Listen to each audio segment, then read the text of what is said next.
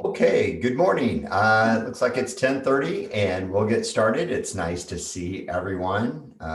Although I actually see no one, everybody's got the cameras off, and that's okay because it's still summertime, and it's okay not to take a shower or do your hair at 10:30 in the morning during the summer.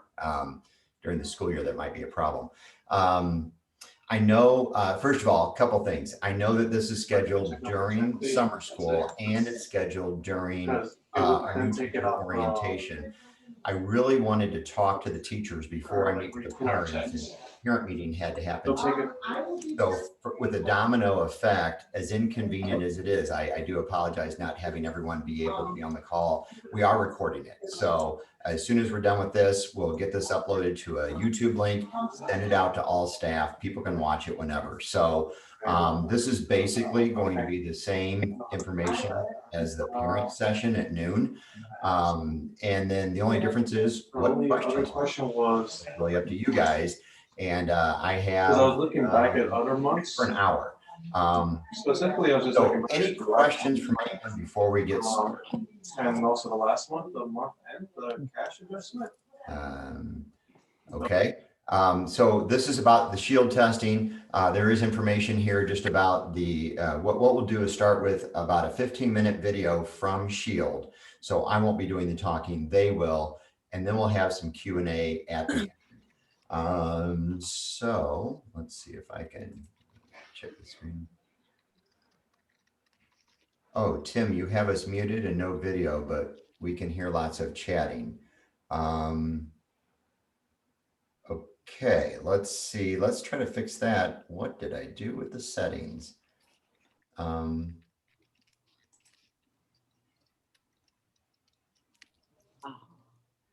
Can anybody give me a thumbs up if you can see and hear me? The chatting has stopped. I can see and hear you. Okay, there you go. Okay, whew, that must have been from earlier. We're good now. Sorry if I did something different with the settings. I thought this was set up just like a regular meeting. Now let's try to go to share screen and here. And there's a spot a few minutes into it that's irrelevant. So at about 6 minutes or so, I'm going to skip to the next relevant section. She's on a step bus with that Walsh 1A and Walsh 1P. Let me know if you can't hear that. I'll turn it up. Shield Illinois and our testing program. A breakdown of responsibilities between your organization and ours. A deeper look into the collections process. What is involved to sign up your organization? And finally, we will review your next steps moving forward. We would like to begin with our mission.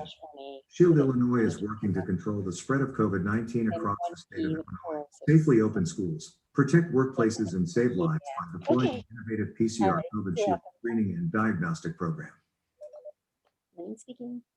Shortly after the pandemic began, a team of world-class researchers at the University of Illinois at Urbana-Champaign pioneered a saliva-based PCR test for SARS-CoV-2 that was then deployed to safely open the University of Illinois campus in fall 2020. This testing program has had extraordinary success in keeping positivity rates below 1% in Champaign County. Shield Illinois looks to scale this program and success across the state by deploying the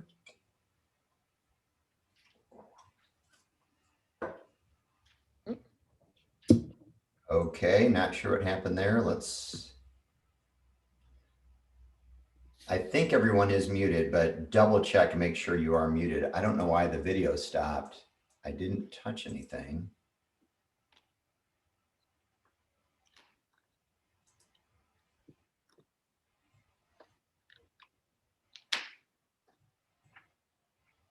Welcome to Shield Try to get where Illinois. And building a statewide lab infrastructure. Our test takes a proactive approach to identify pre-symptomatic and asymptomatic individuals to allow those individuals to quarantine, reducing virus spread. We strive for fast turnaround times, and results will be reported within 24 hours of samples reaching our labs. Our test is very accurate, with very few false negatives and even less false positives, easy to collect, and non-invasive. This program is free to all our school partners, and we provide a professional operations partner who manages the collection of the test.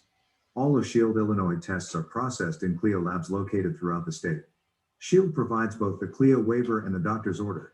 Finally, the COVID Shield test has received emergency use authorization from the FDA to test symptomatic and asymptomatic individuals. Under this UR test must be observed and is a diagnostic test.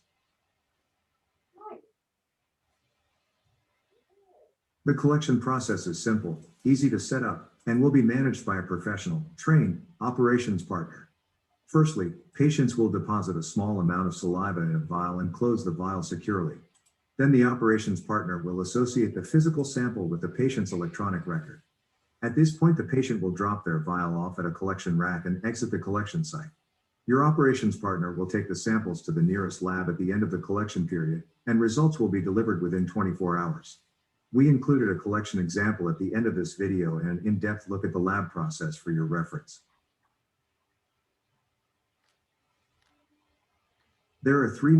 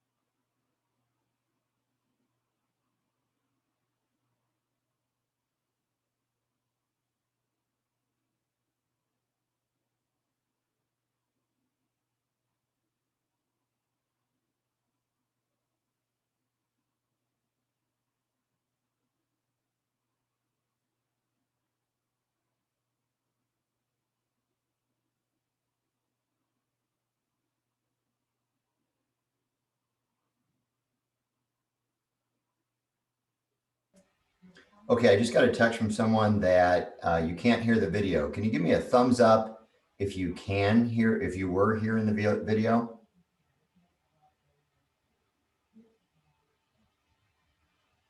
All right, let me hit play and see what happens. create and distribute patient consent Did you hear that?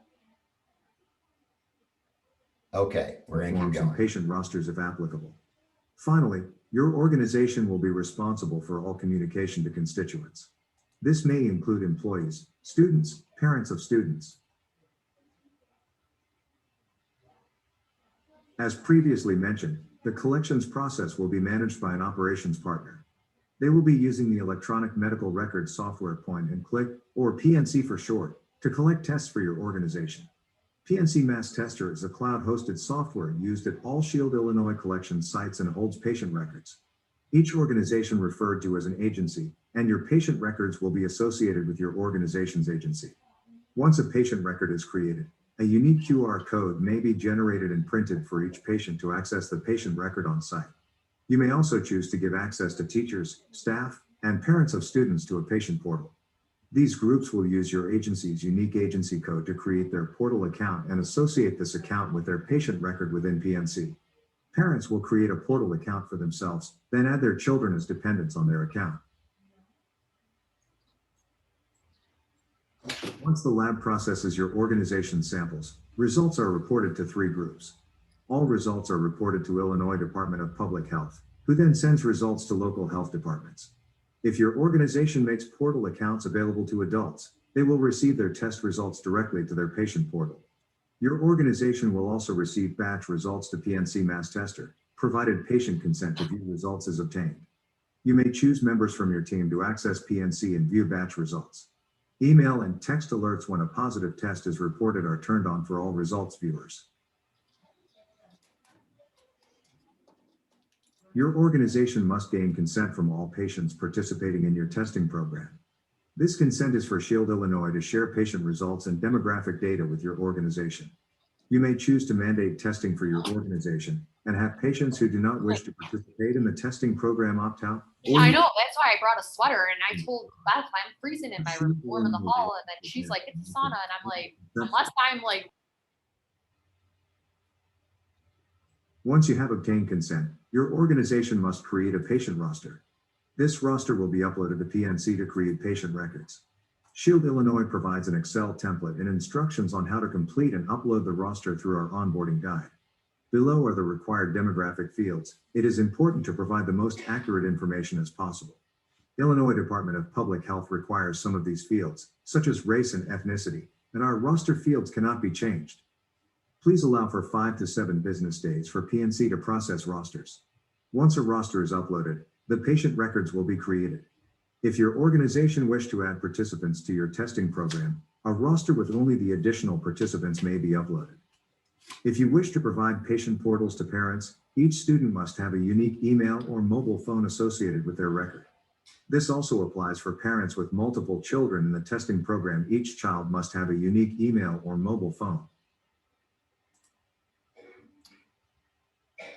Okay, at this point, we're going to skip ahead to the collection process. Anybody have any questions? Let's take a look at some relationship for your time.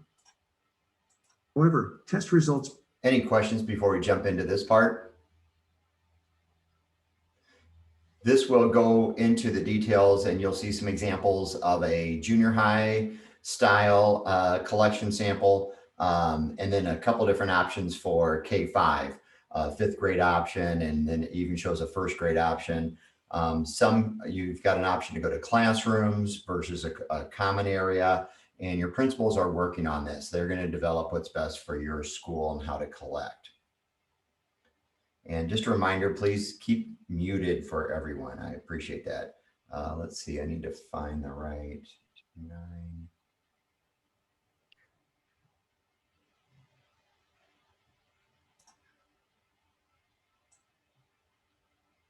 Okay, this is the right spot.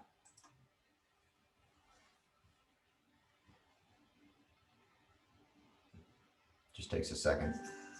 Let's take a look at some of the ways that Shield Illinois school partners are collecting saliva samples to test for COVID-19 without losing much instructional time. First, let's see how one school partner uses a common area, like a gym, for students to provide saliva samples. The teacher hands the student an ID badge with a personal QR code identifier.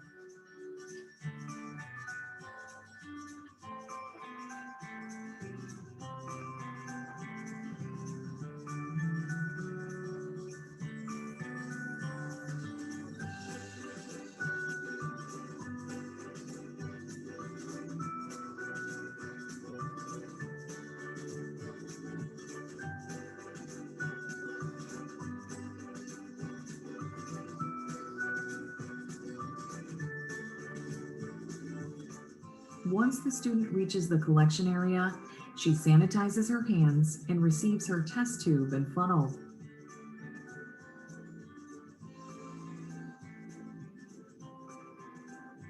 She proceeds to a designated area, removes her mask, and begins depositing saliva in the tube using the funnel. She taps the side of the tube lightly to settle any bubbles and raises her hand once her saliva reaches the fill line. Once a staff member recognizes her, the student walks to the staff member to verify her saliva sample. Then she discards her funnel in a medical waste bin, screws on the test tube cap, and proceeds to the checkout station. At the checkout station, her QR code is scanned, followed by the label on her test tube in order to associate the test tube with her. She places the test tube in a collection rack, then sanitizes her hands once again and leaves the collection area to return to her classroom. The student is the only person at the collection site who ever touches the test tube to prevent contamination. Including time spent traveling from her classroom to the collection area and back, this student needed less than 5 minutes to provide a sample. Now let's look at a collection model where school personnel bring testing supplies to each classroom on the drool train. A student receives his test tube and funnel from a staff member, then moves to one side of a hallway. After producing enough saliva to fill the vial, a staff member checks his sample and sends him to the checkout station. He removes the funnel and discards it, then places the cap on the test tube. The staff member finds the student's QR code in the binder and scans it, then scans the test tube to associate the two. The student places the test tube in a rack inside a collection tub, sanitizes his hands, and returns to his classroom.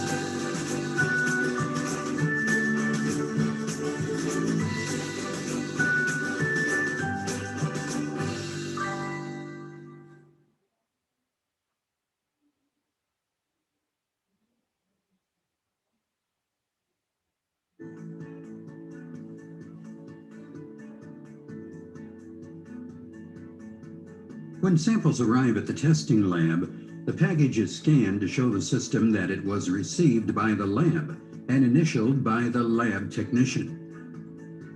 Samples are removed from the transportation container and are placed in a heat bath at 95 degrees Celsius. After 30 minutes, the samples are removed and placed on ice. A lab technician does a visual inspection of samples to determine if there is enough volume and correct consistency for the robotic equipment, and are separated for manual or robotic plating. Samples are scanned individually and their location on the tray are logged and paired with a sampling plate. Samples that are too thick or not suitable for transfer with a robot are transferred into a testing plate manually. The plate is labeled with a batch number and plate number for tracking. As a lab technician draws a precise amount from sample tubes to be set into the testing plate, the unused sample is spot checked to verify that it was placed in the correct slot, and all samples are temporarily stored in case retesting is required. Samples are held in the lab for 48 hours before proper disposal in red biohazardous waste bin. For the robotic plating process, vials are scanned and placed into a matching location on a new tray. The caps are removed from the vials and the well tray is placed in the robotic transfer machine. The robot pulls samples from vials and places them in the sampling plate.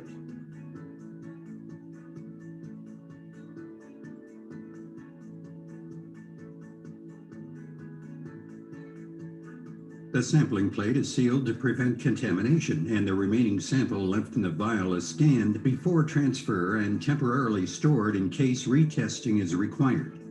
Samples are held in the lab for 48 hours before proper disposal in red biohazardous waste bin. The plate containing the transferred samples is placed on ice while the master mix is made. The master mix is a combination of reagents that allows detection of a positive or negative sample. A precise amount of the master mix is added to each well of 384 well PCR plate. Nuclease-free water is added to 2 wells of the 384 well PCR plate to act as a negative sample control. Sample plates are then transferred into the 384 well PCR plate by a technician. The 384 well PCR plate allows for more samples to be tested at a time, speeding the testing process. A positive reference material is added to 2 wells of the 384 well PCR plate, which will act as a positive sample control. The 384 well PCR plate is sealed and vortexed for proper mixing of sample and reagents. The full plate of samples is delivered to another technician who loads the samples into an analysis machine, which will detect any positive or negative samples in the plate. Results are generated in approximately 1 hour after the plate is loaded to the analysis machine. Upon completion of the analysis, the technician reviews the results for accuracy and uploads results to the Shield, Illinois Laboratory Information System, also known as LIMS, and individual results are made available on individual accounts.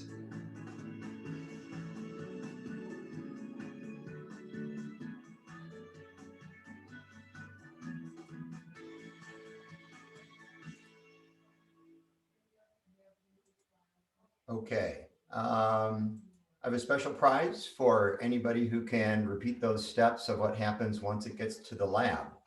I'll wait and see if anybody wants to take a shot at it. All right, I didn't think so. So aside from the confusion about all the intricate steps at the lab, what questions do you have as staff for how it relates to students? We don't have a partner. We have a partner assigned. So our staff in D92 will not be administering these tests. So when you saw people taking the vials from the students, giving the students the vial, all the stuff that happened in that collection area, that's going to be an outside third-party vendor from the state. We have been assigned that vendor. We haven't met with them yet, and we're still in the process of the training on how to implement. But the principals already are aware of the general way they can organize this, and they're already thinking about how this could apply at our school. It does not have to be the same across all schools. What I don't know yet is which day of the week we're testing. We know that we're testing once a week. What I don't know is, will they come and do each of our schools on the same day, all D92 on a Tuesday, or will they come to one school on a Tuesday, one school on a Wednesday, Thursday, Friday, etc. That's the kind of stuff we need to work out with the third-party vendor, that partner who's actually coming to do the testing. Trying to think of what else.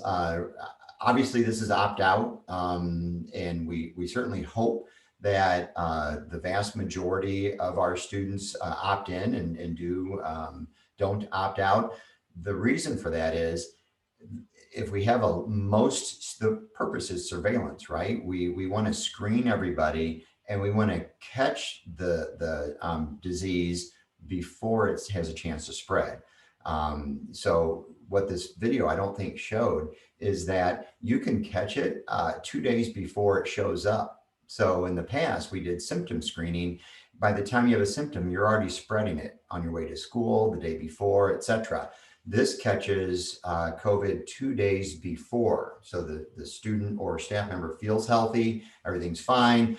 But if you get tested on that date, we'll catch it before you have a chance to really start spreading it. So we're excited about that. Obviously, the more people who opt out, the less reliable our positivity numbers are. We might have people spreading it that we don't know about. So we want to boost the screening numbers up. Ask some questions. This is really open and we have time.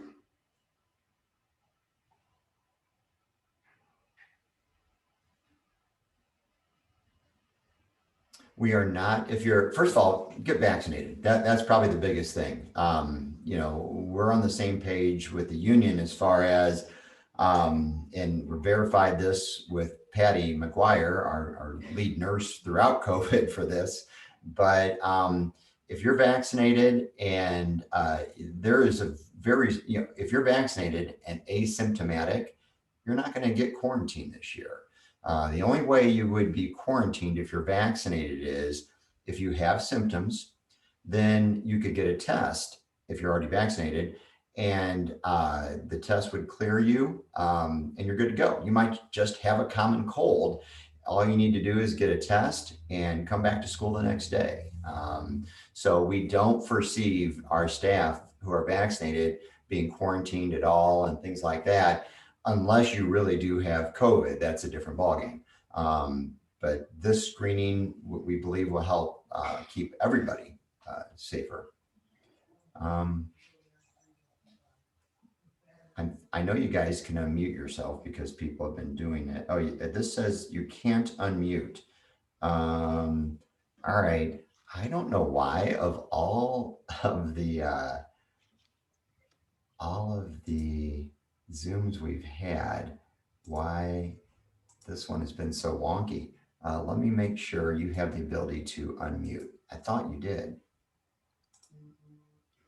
All right, give that a shot. If you have a question, try to unmute now. Tim, There we go. All right.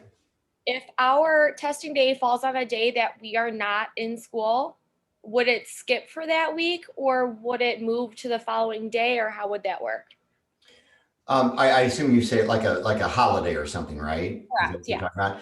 I don't know is an honest answer. I don't know how they'll schedule this. I don't know how booked this third party will be.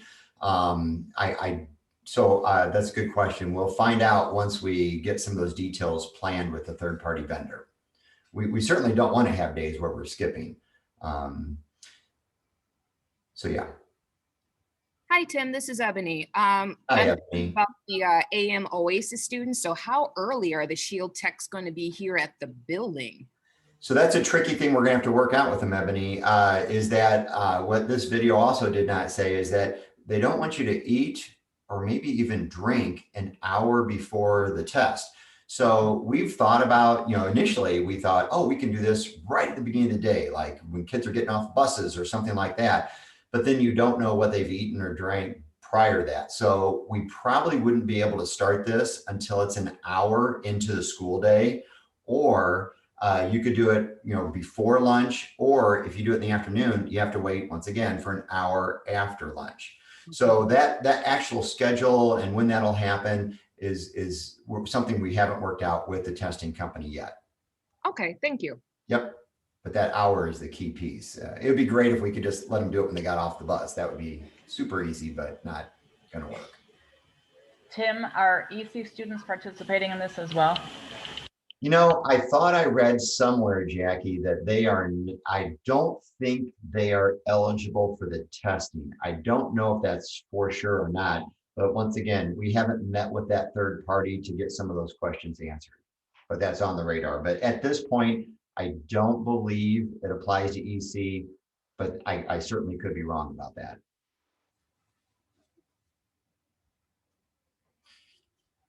And I don't know the reason for that either. I know I saw that or read that somewhere, and I was kind of a head scratcher, like COVID's COVID. I don't know if it's an age thing. We are talking, while I'm thinking about this, I was going to say spit. We're trying not to use the word spit into this collection tube, because spit gives you the idea that you're projecting things. We certainly don't want to be projecting things. So when we talk about the saliva testing, we'll be talking about drool, which I don't know which word is worse, but we're going to have to go with drool because we want to send the message that we're just, letting the saliva fall out of our mouth into the tube. We might as well. What else? It's crazy enough with COVID, so sure, we'll be drooling.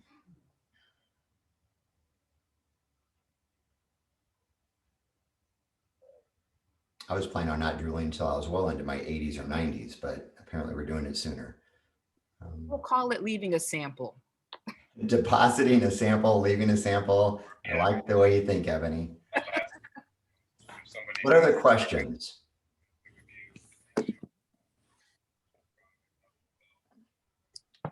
So Tim, this is Lane Musage. If it's our testing day, does that mean every staff member and every student is tested on that day? Well, The good people question. that I'm not sure if they're doing it by building or the whole district on the same day. So what I'm not sure is, do we do all of Walsh on Tuesday, Reed on Wednesday, etc.? I'm not exactly sure. Kind of to someone's point earlier, I'd like to avoid Mondays because we have some Mondays off. But if there's some way to make that up and double up people, I don't know what their staffing is. Right now, we're not planning on using our school nurses for this.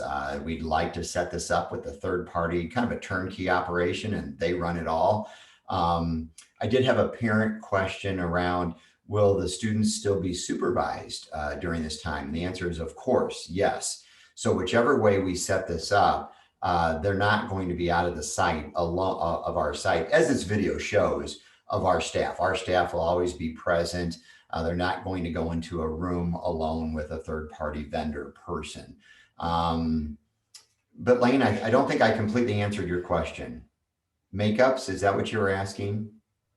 Yeah, I mean, I would assume that if you were absent on the day that maybe you could go to a different building to do your saliva test. I don't know, or your sample test. Yeah, and so that gets to the question, Lane, of are we testing positive staff or not? And I've heard it both ways. I don't know the definitive answer today of are they or are they not wanting us to test, I said positive staff, vaccinated staff. So I'm vaccinated. Do I need to get the test or not? I'm not sure. So I'm waiting for that answer. That's going to answer, I think, your question, Lane. If they're not testing vaccinated staff, then we should have almost no staff need to be screened, and that would make it a lot easier. I know there's also an interest in testing vaccinated people because obviously what we've heard is Delta variant is more transmittable. Even I, as a vaccinated individual, can still transmit it, even if I'm asymptomatic.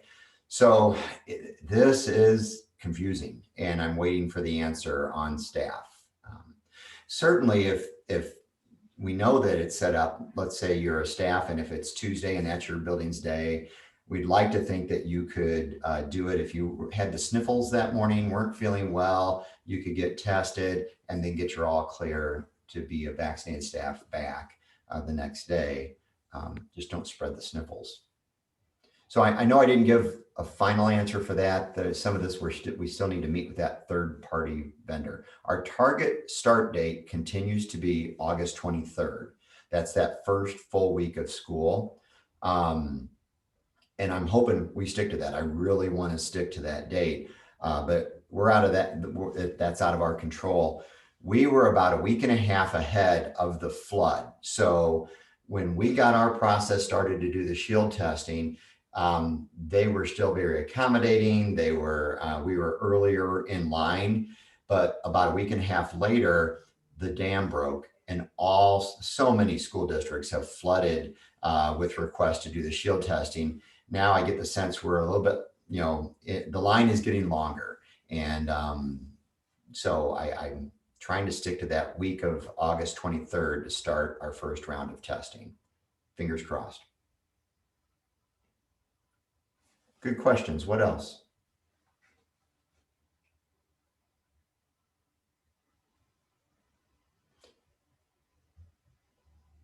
Any other questions in general? This is a staff call, and we are going to record this and put it out on the staff intranet today. Any other staff kind of questions about COVID or anything else that we're looking at, the plan we presented to the board? Obviously, the plan we presented, I have a tremendous amount of confidence in it. I like the idea a lot of tying our mitigation strategies to what's really happening with our students and our staff in our classrooms. That's what I care the most about from a data standpoint. That doesn't mean that we don't also look at our zip code data. And we also look at the county and the region, but what we care from a decision-making standpoint the most is what's really happening in D92 classrooms. So the plan we presented last Tuesday to the board and was approved was more flexible. Obviously, the next day, the governor came out and said universal masking, and that's what we will be under. What I don't know is, well, when does that end? What criteria is there for that to end? And that's a little dissatisfying to me. I'd like to know how do we get out of this universal masking? What metrics would need to be in a good spot to have that happen? Turn this down. So what else? Any other questions? Going once.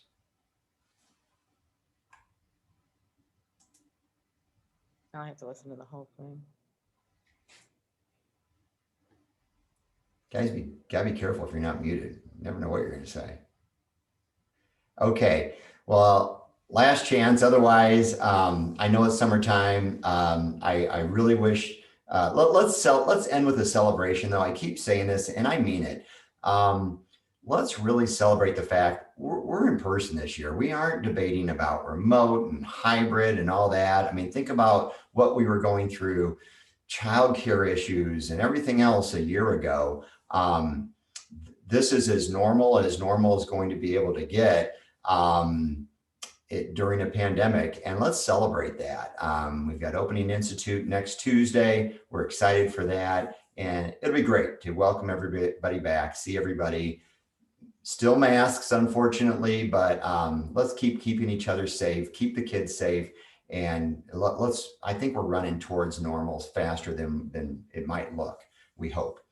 So let's be optimistic and get excited for a great school year. Hey, Tim, if we're outside again, we're okay with no masks? Yes, thank you for throwing that in after I asked for questions 8 times, Ryan. I'm teasing. I just like to have fun with people.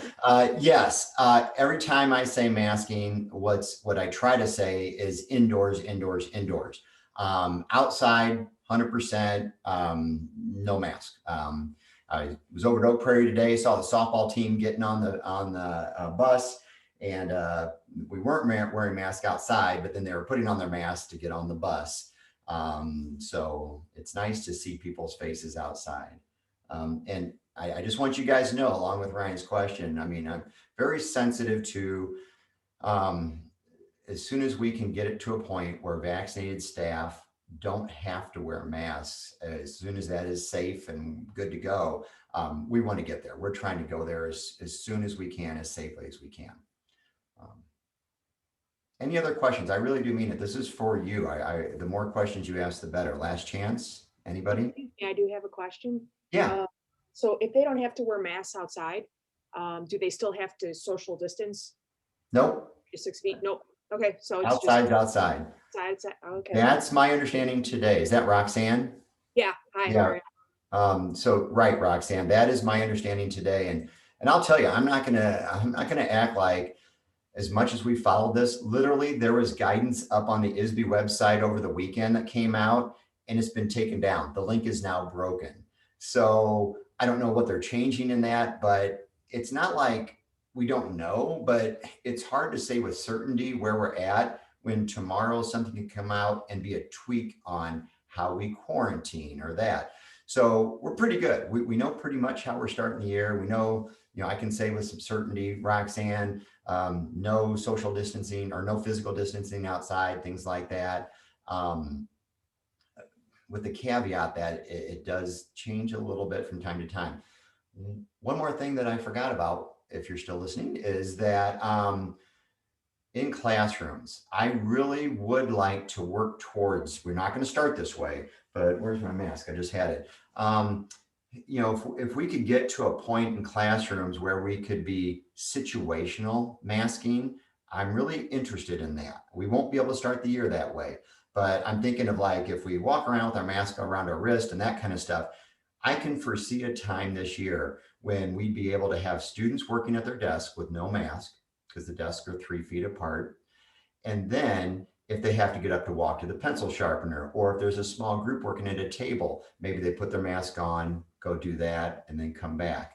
I know principals are working hard, especially at the younger grades, trying to get the carpet time back in classrooms. We're not there yet. We didn't want to start the year with that, but we know the value of having kids sit in a group on the carpet, learning from the teacher, reading, doing morning activities, things like that, calendar.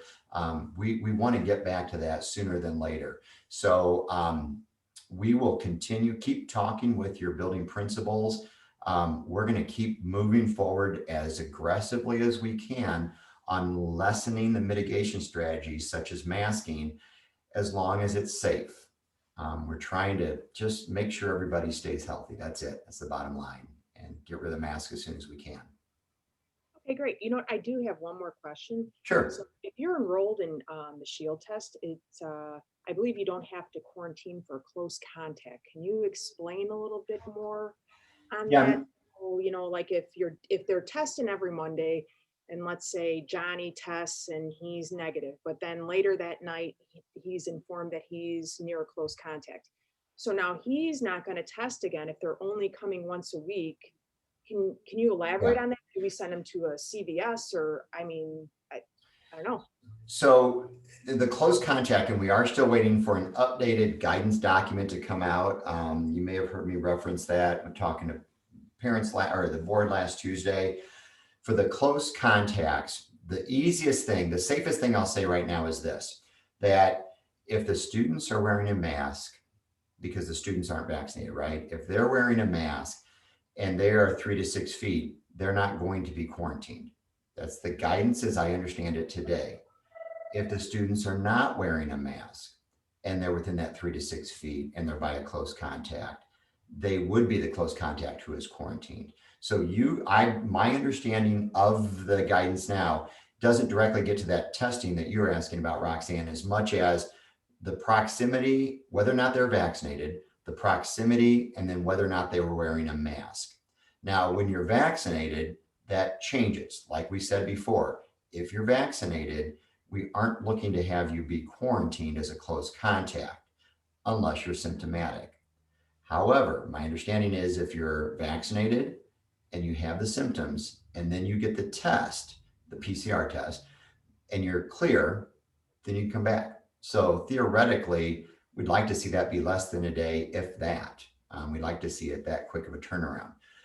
I've read some things about the Shield testing where it implies that if you have Shield testing in your district, that you could have this rolling test going out for staff in the situation I just described, where you could get it the same day.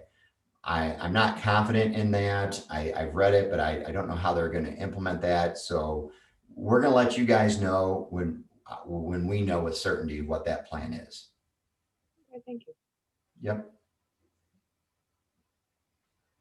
Be happy to keep answering questions. These are all good questions.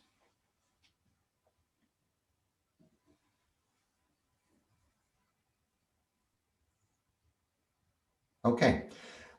We do have the parent Zoom at noon. The parent will be, this is a Zoom meeting. The parent will be a webinar. So it'll be a more structured Q&A.